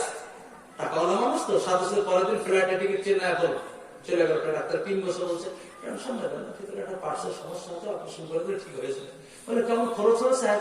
বুঝতে পারছেন আমাদের ফ্রি চিকিৎসা, হালকা পাতলা একটু অর্থ লাগবে, এই কিছু ঢাকা টাকা চলে যাবে, 7.5 লাখ টাকা থাকবে। আর মুক্তি যা দিচ্ছে 5 লাখ টাকা ব্যাংকে ছিল, বাস 2.5 লক্ষ টাকা দিয়ে একে বড় টাকা। কথা বুঝতে পারছেন? সুতরাং কত জমিদার ব্যক্তি তার জমিতে হাটটা সন্ধ্যে রেখে যেত এবং সেই জমিতে তার নাতিরা রেখে কেটে পড়ে আগেকার হাল সারা হলো। ঠিক না ভুল বুঝতে পারছেন তো? এই জন্য অহংকার নাই। মানুষের আবার কিসের অহংকার? প্রায় আমি একটা কথা বলি, 7 বার যদি পাতলা পায়খানা হয়ে যায় লাইন খারাপ আর প্যারালাইসিস হয়ে গেল, বুঝতে পারছেন তো কি? এর আবার অহংকার হওয়ার কোন রাস্তা আছে? যুক্তি হয়। সুতরাং অহংকার মুক্ত জীবন তৈরি করব কি পাবেন? বিশ্বনবী সার্টিফিকেট দিয়েছেন, তার অহংকার যার মনে নেই সে সহজে জান্নাতে যেতে পারবে, আর অহংকার যার আছে তার জন্য জান্নাতে জায়গা করে তৈরি করবে। আল্লাহ আমাদের আমল করার তৌফিক দান করুন, সকলে আল্লাহ আমিন। শোনাচ্ছিলেন 2 নম্বর মালুম কাম করার এই উদ্দেশ্য কি শোনাচ্ছিলাম? যে আমার ভিক্ষা যেন না করতে এবং কাউকে যেন সহযোগিতা করতে। 3 নম্বর এই জন্য মালুম কাম করছে আল্লাহ আমার মালের দ্বারাতে আমার দেশের, আমার জাতির, আমার সমাজের, আমার ধর্মের, প্রতিবেশী যেন কাজ হয়। প্রতিবেশীর বাড়িতে সেহরির টাকা নেই, ইফতারি কেনার টাকা নেই, আপনার মন চাইছে একটা 25 কিলো চালের প্যাকেট কিনে দেবো, কিন্তু মন চাইলো আর্থিক অবস্থা ভালো না থেকে দিতে। মসজিদের উন্নতি হচ্ছে, সবাই 5 ভাগ 10 ভাগ 50 ভাগ সিমেন্ট দিচ্ছে, আপনার মন চাইছে আমি 2 ভাগ দেবো, কিন্তু আপনার আর্থিক অবস্থা ভালো না থেকে দিতে। এই জন্য মাল ইনকাম করছেন, আল্লাহ আপনার মাথায় কেমন তাদের নূরের তাজ করে দেবেন। আলহামদুলিল্লাহ বলুন। বাইহাকির হাদিস আছে, এটা আমার হযরত মুফতি আমিন সাহেব দামাত বরকত ইসলামী মুআশারা বলে একটা বই লিখেছেন, তাতে হাদিসটা উনি বাইহাকির উদ্ধৃতি দিয়ে লিখেছেন। আমি বলছিলাম আল্লাহ রাব্বুল আলামিনের জাহান্নামী বান্দারা বলবে জাহান্নামে আসা 2 নাম্বার কারণ আমরা গরীব অসহায় মিসকিনদের খেতে দিতাম না। এটা হাদিস আপনাদেরকে শোনাচ্ছি। আল্লাহ নবী বিশ্বনবী বলেন মানুষের কাছে প্রিয় হতে চাইলে 3টা আমল করতে হবে। কটা আমল বলবো হাদিসটা? আল্লাহ নবী সাল্লাল্লাহু আলাইহি ওয়াসাল্লাম বলেন আফজালুল আমাল ইতামুত তাআম ওয়া ইফশাউস সালাম ওয়া তিবুল কালাম। 1 নাম্বার হচ্ছে বেশি বেশি সালাম প্রচার কর, 2 নাম্বার আপনার অসহায় দরিদ্র খেতে দেওয়া, আর 3 নাম্বার মানুষের সঙ্গে আস্তে ভদ্রতা নম্র হয়ে কথা বলা, কর্কশ মেজাজ নিয়ে নাই। আমার মুসলিম কিছু যুবক ভাইরা চায়ের দোকানে বসে থাকে, বিড়ি ধুয়ে মামলে রেখে দেয়, বিড়ি ধুয়ে ছেড়েছে, হাওয়া তুলে ধুয়ে ছেড়ে, তার মানে আমি ছেড়েছি হাওয়াতে লেগে গেছে, তাই তুলে ফটান করে 1 ফাইট। বলছে আমার ভাই 3 ক্যান এলাকার এখন সভাপতি, 3টে অঞ্চল জানিস, ও আবার 2টা ফাইট হয়ে গেছে হয়ে গেল। কারণ এবার কত ভালো কালিয়া চলতে থানায় টাকা, বুঝতে পারছি না? এই হচ্ছে আমার জাতির বৈশিষ্ট্য। না, মেজাজটা নরম হবে, নম্র ভদ্র হবে ইনশাআল্লাহ, কর্কশ নয়, উগ্র নয়। 3 নাম্বার জাহান্নামে যাওয়ার কারণ অকুন্না নুকাদ্দিবু বিয়াউমিদ্দিন, আজকে আমরা জাহান্নামে এসেছি তার 3 নাম্বার কারণ আমরা কিয়ামতের দিনকে অস্বীকার করতাম। আমরা ভাবতাম মৌলভী সাহেব আতঙ্কিত করার জন্য, আমাদেরকে শুধু ভয় দেখানোর জন্য এরকম বক্তব্য বলেছে, বিশ্বাস করতাম না, তাই আজকে জাহান্নামে এসেছি। আর 4 নাম্বার অকুন্না নাখুযু মাল খায়িজিন, আমরা আজকে জাহান্নামে এসেছি তার 4 নাম্বার কারণ আমরা গুনার মজলিসে সময় দিতাম। কোন মজলিসে? চায়ের দোকানে টিভি সিরিজ চলতে সময় দিতাম, মসজিদে ইমাম সাহেবের সঙ্গে একটু হয়তো কোন বুখারীর দার্স হচ্ছে বা হয়তো একটু বুখারী মুসলিম শরীফের হাদিস শোনাচ্ছে, সময় দিতে পারতাম না। একটু নামাজ শেখার জন্য ইমাম সাহেব বসতে হলে সময় দিতে পারতাম না। বসেন হুজুর আমার টাইম নেই, ঠিক টাইম আছে, চায়ের দোকানে টুক করে দিয়ে বসে নাটক চলছে, মুখ ভরা দাড়ি, ফার্স্ট ক্লাস একদম নুরানি চেহারা হচ্ছে, আজান হচ্ছে বলে বন্ধ করিস না, সিরিয়ালটা হয়ে যাবে, একটু আওয়াজটা কমিয়ে দেবে, বাড়ি যাচ্ছে না, গুনার মজলিসে বসবো না। যেখানে পরচর্চা, পরনিন্দা, গীবত, সেখানে বসবেন না। আপনি বলছেন না কারো গীবত করছেন না, শুনছেন, এটাও গুনাহ। গীবত এমন একটা ভয়ঙ্কর জিনিস, না করলেও শুনলেও গুনাহ হবে। এই জন্য গুনার মজলিসের সময় দেব না। ক্যারাম খেলার জন্য, তাস খেলার জন্য, কোথাও হয়তো আপনি জুয়ো খেলার জন্য বসেছেন, না, জাহান্নামে যেতে হবে। আল্লাহ আমাদের বোঝার তৌফিক দান করুন, সকলে আল্লাহ আমিন। শেষ মতো একটা হাদিস দেব, আমার অনেক জায়গায় বলছি, আবার বলছি, নিজেদের মতো মহব্বত বাড়ানোর জন্য। আজকে তিরমিজিতে পড়াচ্ছিলাম, আবু দাউদে পড়াচ্ছিলাম, আজকে কিতাবে জানাইজ পড়াচ্ছিলাম আমি। আল্লাহ নবী সাল্লাল্লাহু আলাইহি ওয়াসাল্লাম বলেছেন হাক্কুল মুসলিম আলা মুসলিম খামস ওয়া ফিরাতুল উখরা সিত্তুন, এক মুসলিম অপর মুসলিমের উপর 5টা, আর হাদিসে 6টা হক। 1 নম্বর হচ্ছে তাসমিয়াতুল আতিশ, হাসি তোলার পর আলহামদুলিল্লাহ বললে ইয়ারহামুকাল্লাহ বলবে ইনশাআল্লাহ। 2 নম্বর ওয়াইয়াতুল মারিজ, কে অসুস্থ হলে দেখতে যাবে। 3 নম্বর ইজাবাতুদ দাওয়া, কে দাওয়াত দিলে সে দাওয়াত বলুন কবুল করবো। তবে একটা জিনিস, একজনকে দিলে একজন যাবো, সঙ্গে বাড়তি নিয়ে চেষ্টা করবো, মোড়লকে জিয়ারত করেছে, বড় লোকের মানে বড় বেটার একটা ছেলে, ছোট বেটার একটা ছেলে, দুইবার তারা হাতে দিয়েছে। সবাই যদি 2 টাকা এক্সট্রা নেয় 200 মানুষের ব্যবস্থা করতে 600 হবে কি হবে না? আমি আগে বলেছি বিনা জিয়ারত গেলে চোর হয়ে ঢোকা ডাকাতে দিয়ে দেবো। কিছু মানুষ এই অত্যাচার গ্রামগঞ্জ অনুষ্ঠান না করে কালী চক্রের অনুষ্ঠান বাড়িতে পালিয়ে যায়, জানেন না? তবে সবাইকে যদি দাওয়াত দেয় সবাই দেবো, কিন্তু একজন করে একজন যাবো। আর 3 নাম্বার বিষয়, 4 নাম্বার বিষয় বলছেন ও ইত্তিবাল জানায়, কেউ যদি মারা যায় জানাজায় শামিল হওয়া। 4 নাম্বার বিশ্বনবী বলছেন ওয়াইয়াতুল মারিজ, কি অসুস্থ হলে তাকে দেখতে যাওয়া। 5 নাম্বার বিশ্বনবী বলছেন নাসিহাতুল মুসলিম, কোন মুসলমান যদি পরামর্শ চায় তাকে কি পরামর্শ দেব বলুন? সৎ পরামর্শ। আগেও এক কথা বলেছে একবার।